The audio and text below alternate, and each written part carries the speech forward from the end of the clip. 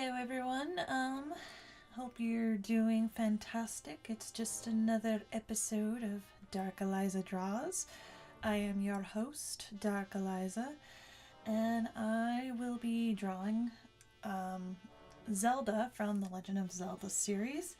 As you can see on the right page, I already drew Link a couple weeks ago, and that was a lot of fun. So this time, since the Switch was just announced with the Legend of Zelda game, Breath of the Wild, I wanted to draw Zelda's new costume.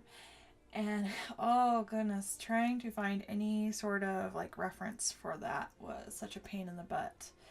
But I think I got her costume fairly well from what it's supposed to be, but oh well, we can just chalk it up to artistic interpretation. But the spirit of it's there. So I was just having some issues drawing her, especially with her face. So I was having what my art teacher would call like a Mr. Schematic issue, and that's where you're you're seeing like what you're drawing as a symbol, and you're not actually like observing the shapes and trying to make it real. So her face looked pretty flat. Like I think I had to redo it like 3 different times. And the same was happening with her hands. And I think at one point I just kind of was getting a little too self-conscious and critical of it. So it was just a spiral of crap after crap after crap. And yeah, this is the first time I've drawn Zelda in Copic, and it was kind of interesting. I like her costume. It's kind of like this pirate type of theme. I mean, obviously not so much as, Wind Waker, but it's just kind of got this regal swashbuckler kind of thing going on. And, yeah, it was pretty detailed. I can only imagine, like, probably the cosplayers are just, like, looking at that footage and just, like, trying to figure out right now, like, how to cosplay that and how to make that into a costume, which is going to be really awesome. So yeah, I hope you guys are doing well today, or whenever you decide to watch this. And I apologize, I keep humming. I'm trying to improve my video quality, so I was able to bring in my Medusa lamp. So I don't know if you guys notice a difference in the lighting, and I mean, hopefully it's more visible. I mean, let me know what you think compared to like the older videos, if you see an improvement. I'm still trying to work towards, like, every video I try to learn something, and I try to do it better than the last, or at least if I make a mistake, I try to not make that mistake again. So yeah, let me know what you think. And the background I actually got from one of the there was a screenshot from the trailer, and so I just kind of copied a little bit of how that looked. Like, I really liked that kind of sunrise effect. And towards the end, you'll notice that, like, I didn't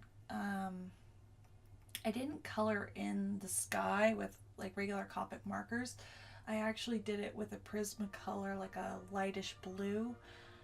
And there was 2 reasons why I did that. Like, first of all, it was a big area, and I'm noticing with the sketchbook that it does sort of absorb a lot more of the marker than my other pad of that I actually bought from Copic. So I didn't want to use markers on like a big area. And then the other part was it's such a light color.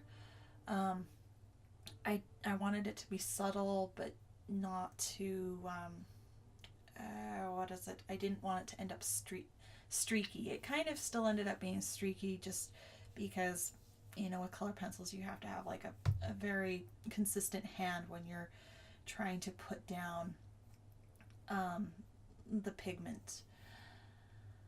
But I think it turned out all right.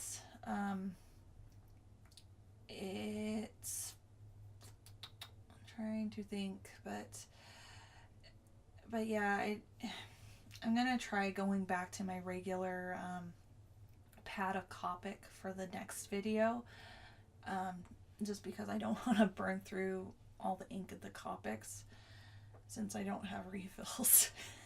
Not yet anyways. And let's see, another thing I've been trying to do is I've been trying to lay out the shading first with like a cool gray, I guess you would call it, and just kind of working it through instead of like figuring it out with just going into, like, oh, say I'm doing the hair and then like shading it, like I'll just throw in the shade and then put the hair and then put like additional shading where I feel it needs it to make it more pop. One argument I will say about this, I do feel like my color choices could have been changed a bit. I feel like I could have subdued on certain things. It's definitely something I feel like I could work on a lot more, is just like color choices. And I have this problem where like I grew up with Lisa Frank, so I love like those big vibrant colors. Thus I tend to gravitate towards like big vibrant colors, which, I mean, they do have their place, you know, they do have their time and their place, but at the same time, like, I feel like it just kind of, you have so much, like so many bright colors, so much coming at you that you kind of lose a focus of like what to really put your attention into. So that's definitely a place I want to work on. I mean, just like everything I do, I try to work on. And I apologize for all the just rambling on, but it's what I do. But I think she turned out pretty cute. I'd like to do a traditional one, like, what is it? I'd like to do like an Ocarina of Time version. I might like take some liberties with her costume. Like, that's something I like to do, like especially with like drawing older Final Fantasy characters. They don't have like a consistent, like, a lot of it was, you know, just 8-bit artwork, and so you also had like the concept artwork that was what is it? It left a lot to the imagination, so that you could kind of just make up whatever. Anyways, this video is coming to an end, and I'd like to thank you guys again for joining me. I really do appreciate your support. I can't believe I looked this weekend and I saw that I had 20 subscribers, so thank you, everyone.